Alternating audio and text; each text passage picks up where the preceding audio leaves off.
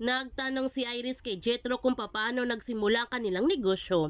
Nagsinungaling naman si Jetro at sinabi niya na matagal na sa entertainment business ang kanyang pamilya.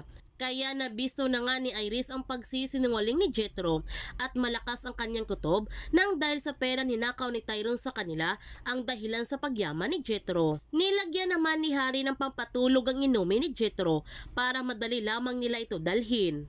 Noong ininom na nga ni Jetro ang alak at nakaramdam na ito ng pangihilo, dito na nga sinabi ni Iris na alam na niya ang kanyang totoong katauhan at sobrang nagulat naman si Jetro nito.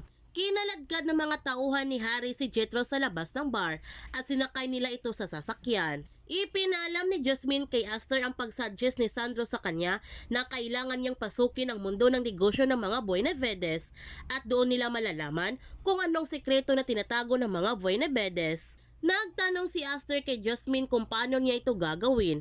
Ang sagot ni Jasmine, kailangan niyang gawin na mas mapalapit pa siya ni Iris, kay Petunia at kay Lily at sa mga anak nila. Nagtanong ulit si Aster kay Jasmine kung kailan darating ang DNA test result. Ang sagot ni Jasmine, anytime. Kung malaman na ni Jasmine kung sino sa tatlong batang kanyang anak, pipilitin niya ang kanyang anak na mahalin siya nito. Pero sa ngayon, hindi pa niya kayang sabihin sa kanyang anak na siyang totoong ina. Kinakailangan muna niya linisin ang kanyang pangalan para mailalaban niya ang kanyang karapatan bilang ina nito. Gayon pa man, nakiusap si Pascual kay Sandro na kausapin na niya si Rod. Kahit ano pa ang tingin niya kay Rod, hindi niya may dideny na matalino talaga si Rod.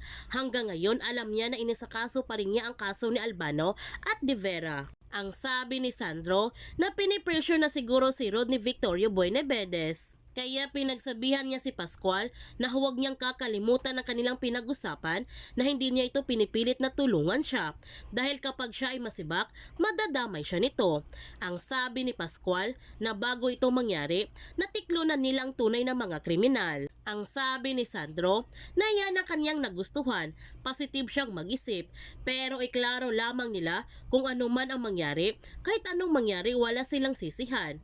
Ang sabi ni Pascual, meron siyang natutunan sa pinaka-the best na agent sa bansa at walang sisihan nito. Kaya ngayon maipapagawa si Sandro kay Pascual na kailangan niyang manmanan ang kinikilos ng mga Buenavedes. Tumawag naman si Harry kay Iris para ipaalam nito na gising na si Jetro.